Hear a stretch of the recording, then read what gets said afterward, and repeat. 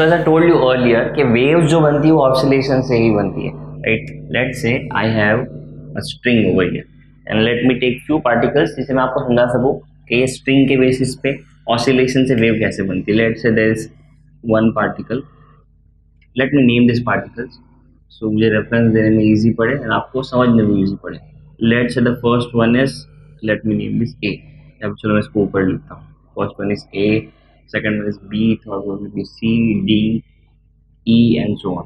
Okay. If you want, let me add one more and F, right, like this. Now let's start an oscillation, right? What is an oscillation? जब ये particle to and fro movement करेगा, आगे पीछे या ऊपर नीचे। For this case हम इसको ऊपर नीचे मूव कराएंगे। अब ये है रस्सी पूरा, तो इसमें हम सिर्फ इन पार्टिकल्स को देखें, और भी इसके पीछे बहुत सारे पार्टिकल्स रहेंगे, but will be observing this particles, right. So let's say मैंने इसको पकड़ा एक साइड से और मैंने इसको डिस्टर्ब किया, मैं इसको ऊपर लेके गया, नीचे ले गया और मैं इसमें से ऐसे वेव्स पास कर रहा हूँ कंटिन्यूसली। इसमें से ऐसे वेव्स आगे बढ़ रही है ना, जैसे जैसे मैं डिस्टर्बेंस करूँगा वेव्स आगे बढ़ रही। बट जब वेव्स आगे बढ़ रही तब क्या हो रहा है, लेट्स से डिस्टर्बेंस जस्ट इस तक पहुंचा। So as I told you earlier that oscillations में क्या होगा, आपको 4 स्टेप देखने मिलेंगे किसी भी ऑसिलेशन में, something like this. First step होगा कि आपका पार्टिकल मीन से एक्सट्रीम जाएगा, सेकेंड स्टेप वापस वो एक्सट्रीम से मीन आएगा, थर्ड स्टेप मीन से दूसरे एक्सट्रीम और वापस एक्सट्रीम से मीन, राइट। तो जब पार्टिकल अपने 4 स्टेप्स कंप्लीट करेगा वी विल से कि उसने अपना ऑसिलेशन कंप्लीट किया। Now let's see what happens to the string when particle completes its one oscillation. Let's say मेरा पार्टिकल यहां से ऊपर गया इस पॉइंट पे, राइट। तो अभी इसका फर्स्ट स्टेप तो हो गया नीचे से ऊपर जाने वाला। तो अब क्या होगा, मेरा जो स्ट्रिंग है मुझे यहाँ से कुछ ऐसे दिखने लगेगा, राइट। अभी नीचे नहीं रहेगा, ऐसे ऊपर चला गया रहेगा क्योंकि स्ट्रिंग तो कनेक्टेड है, मैंने इसको ऊपर लिया। अभी फिलहाल नेक्स्ट वाला पार्टिकल बी वाला पार्टिकल अभी भी नीचे, राइट। इसको जब मैं यहाँ से नीचे लूंगा तो ये वेव मेरा आगे बढ़ेगा, राइट। अगर मेरा वेव आगे बढ़ेगा तो क्या होगा, मेरा पार्टिकल ए जो ऊपर था अब वापस ये नीचे आ जाएगा, गेटिंग मी। अगर ये वापस नीचे आ जाएगा तो क्या होगा, जैसे ये नीचे आएगा ये वेव मेरा आगे बढ़ा रहेगा और आगे बढ़ने की वजह से my particle B will be now in this place. See, so by far मेरा एक ऐसा वेव बन रहा है, बी ऊपर है ए नीचे है, सीधा सीधा वेव पहुंचा नहीं। बट एक डिफरेंस इन दो पार्टिकल में ये है कि इसने अभी तक ऑसिलेट करना स्टार्ट नहीं किया।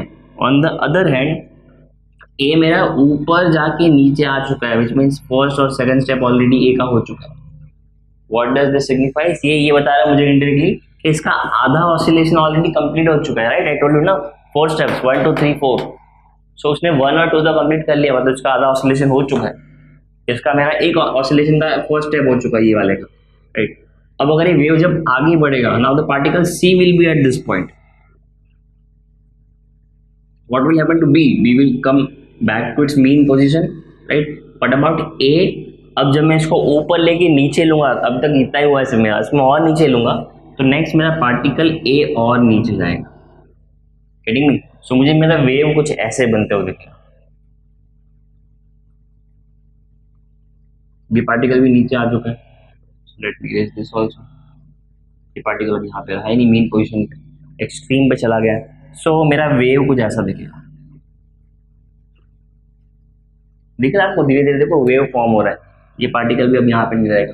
So talking about the first particle A के लिए हमारे 2 और अभी नीचे गया, मतलब 3 स्टेप कंप्लीट हो चुके हैं। व्हाट अबाउट बी ने अपना first step second step complete कर लिया, इसका आधा ऑसिलेशन हो गया, इसका 3/4 हो चुका है। और ये पार्टिकल अभी जस्ट ऊपर गया तो इसका फर्स्ट स्टेप ही हुआ, राइट। नेक्स्ट स्टेप में क्या होगा, ये वेव और आगे जाएगा, डी जो मेरा रेस्ट पे था वो भी ऊपर जाएगा, ये भी डिस्प्लेस होगा।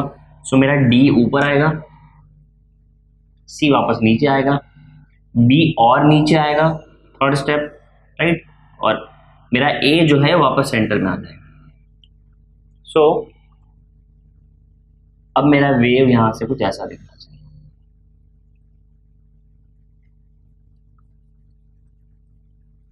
सी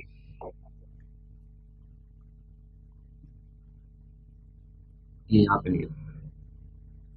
कैन यू सी एक वेव देखो कैसे धीरे धीरे आगे प्रोपोगेट कर रहा है। अभी मेरा जो ए पार्टिकल है इसने अपना एक ऑसिलेशन कंप्लीट किया, फोर्थ स्टेप, 4 स्टेप 1 ऑसिलेशन बोला था मैंने, तो 4 स्टेप कंप्लीट हुए। अब मेरा जो बी था उसने अपने तीन स्टेप कंप्लीट किए, सी ने अपने 2 स्टेप कंप्लीट किए, राइट, डी ने अपना 1 स्टेप कंप्लीट किया, और ई तक अभी तक वेव पहुंचाएंगे।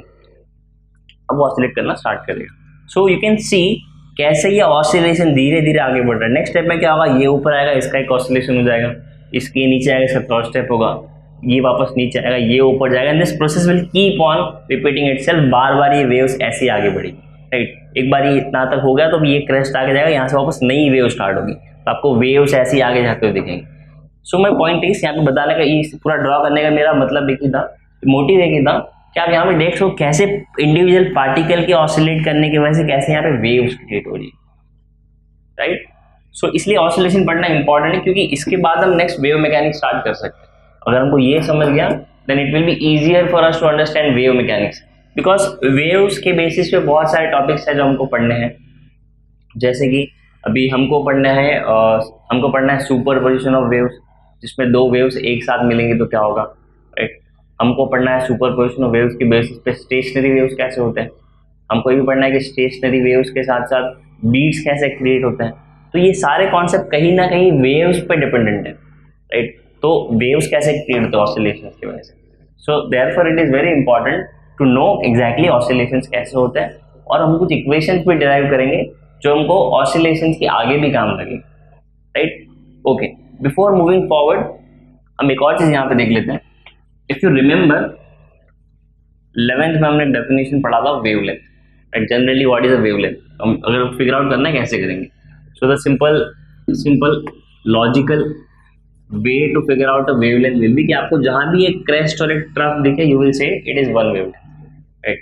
But the proper definition was, definition में हमने ऐसा कुछ नहीं देखा था ना। डेफिनेशन में हमने क्या देखा था, डेफिनेशन में हमने देखा था wavelength is the distance between 2 successive particles which are in same phase. What does this same phase mean? अभी हमने थोड़ी देर पहले जो डायग्राम बनाया ये ऐसा,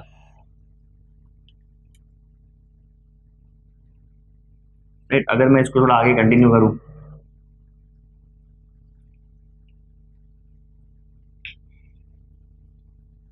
then you will see there are few particles which are in same phase. Let me name this: first, second, third, fourth, fifth, 6th, 7th and 8. चलो, I guess 8 are enough. Okay, so first is in same phase with 5th, not with third. मैं यहाँ पे same जगह पे होने की बात नहीं कर रहा है, I'm not using the word displacement, ठीक है। हम देखेंगे आगे फेज क्या होता है डिटेल में, बट यहाँ पे देखो मेरा पार्टिकल ए का नेक्स्ट स्टेप क्या होगा, वो ऊपर जाएगा, बिकॉज एक वेव कंप्लीट हो गया ना, एक ऑसिलेशन हो गया, ऊपर गया, नीचे आया, नीचे आया, ऊपर आया। नेक्स्ट स्टेप होगा यहाँ से ऊपर जाएगा सेम, बट मेरा जो थर्ड वाला पार्टिकल है वो भी यहाँ से नीचे जाना, राइट। 5th वाला यहाँ से ऊपर जाएगा, तो ये दोनों एक साथ ऊपर नीचे मूव करेंगे। आगे अगर आप इसको और कंटिन्यू करो तो आपको जो 9th वाला पार्टिकल मिलेगा ये भी आपका उसी सेम फेज में होगा। So basically 3 particles 1, 5 and 9, ये तीनों सेम फेज में, यानी कि ये तीनों एक साथ ऊपर जाएंगे, एक साथ नीचे आएंगे, है ना। तो इनको बोलूंगा मैं सेम फेज में। आपको और भी पार्टिकल्स मिलेंगे जो सेम फेज में होंगे, ये तो मैंने आपको सिर्फ वेवलेंथ बताने के लिए बोला। So the distance between 2 particles which are in same phase, so the distance between 2 particles which are in same phase, यहाँ पे वर्ड यूज हुआ है सक्सेसिव, है ना। Distance between 2 particles, distance between 2 successive particles in same phase। So इन दोनों के बीच का जो डिस्टेंस है, this is what we call a wavelength, इसको हम लैम्बडा से रिप्रेजेंट करते हैं। अगर मैं फर्स्ट और 9th लेता हूँ तो फिर वो 2 टाइम्स वेवलेंथ हो जाएगा। सेम 5th और 9th के बीच के डिस्टेंस को भी मैं चाहूँ तो 1 वेवलेंथ ले सकता हूँ। एंड ये मैंने आपको सिर्फ रेफरेंस पॉइंट के लिए दिया है, जरूरी नहीं कि यही दो ले, हम इन दोनों यहाँ पे भी आप चेक करो। सो दिस 2 and 6 ये दोनों भी सेम फेज में रहेंगे। क्यों? क्योंकि दोनों अब यहाँ से ऊपर जाएंगे, दोनों साथ में नीचे आएंगे। समझ में आ रहा है? ये 4